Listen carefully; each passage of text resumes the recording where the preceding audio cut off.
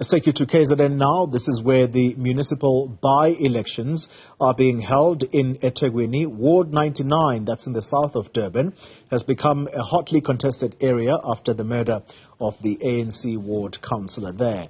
That's where we find Newzroom Afrika's Karinda Jagmohan, who is covering this story for us. Karinda, good morning to you. So, talk to us about what the processes are that are being engaged upon there in order for this by-election to sit properly. But also importantly, the residents, are they keen to see some stability?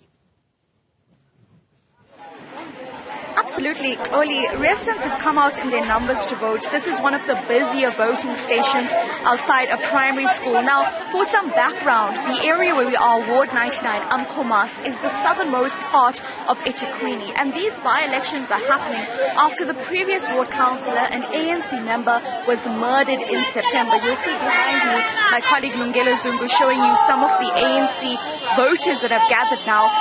The ANC councillor, Molife, was killed outside his fiance's home just further on the south coast.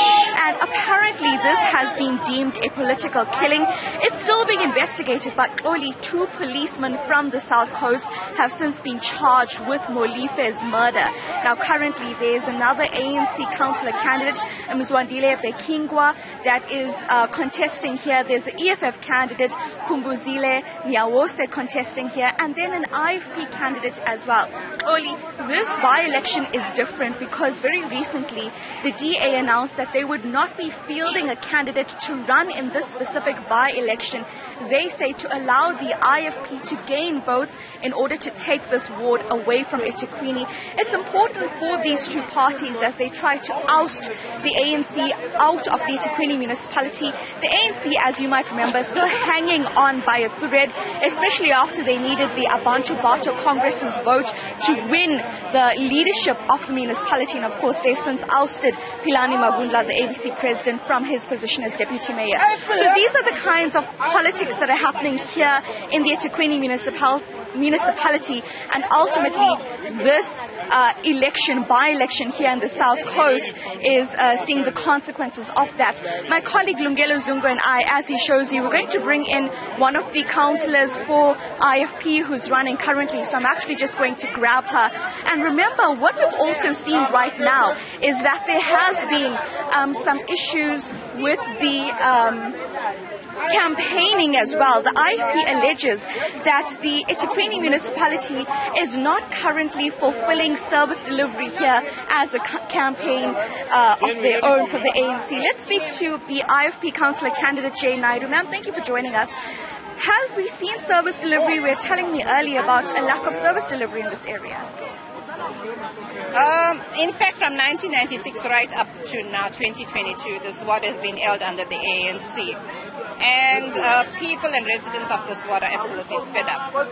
There are areas in Amashlongwa and Opapeni and Lambula, even parts of Makabeni, where people are still living in mud houses. One project built by the IFP and RDP called Rosemead Gardens, people are still using toilets that are rented out for probably the past 12 or 13 years. Can you imagine how much that contractor is making for those toilets?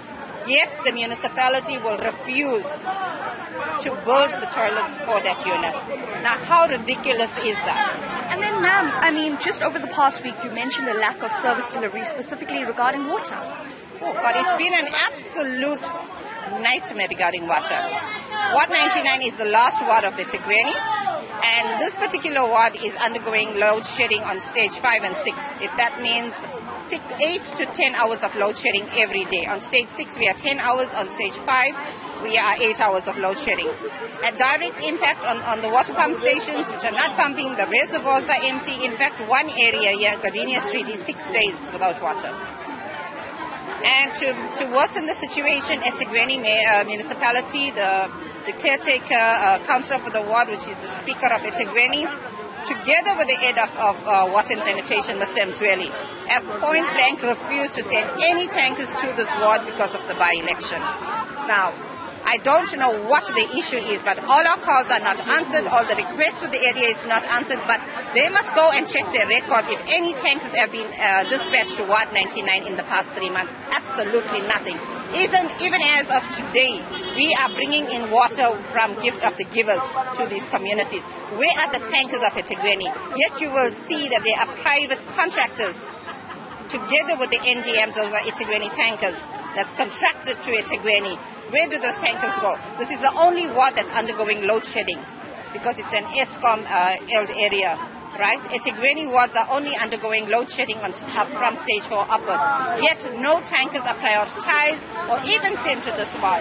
Now, why should the people of this ward be punished? What are they being punished for? And what is the error of the unit Mr. really doing about it? I mean, I have repeatedly sent out emails and communication to him.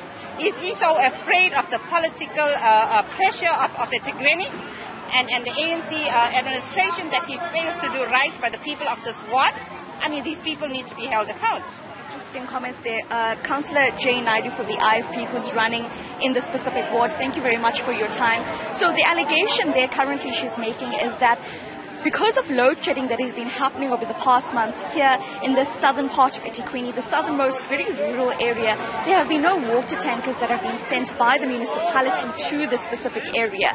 And as a result, what has happened is that there's a lack of service delivery. These are the allegations by the IFP councillor who's currently running. And of course, we're going to be speaking to the eThekwini municipality and also the various other candidates, including the ANC candidate and EFF candidates that are running for by-elections here. What has also happened, we see, is that it has taken a very long time for this area to gain service delivery or to gain development as well. Over the past 3 weeks, we have seen a number of government campaigns here as well. The eThekwini municipality conducted a smart meter campaign on the 12th of December, and the Premier's office also conducted various crime eradication campaigns here too, something that has also upset the opposition parties contesting here. Of course, we are seeing more voters come through. This is an area that we're seeing is really a hot spot or a popular spot for the IFP, but we will be taking you to the other voting districts in a short while. Back to you. Oi. Karinda, Jagmohan, thank you very much. Putting the issues that community faces, it's all about service delivery.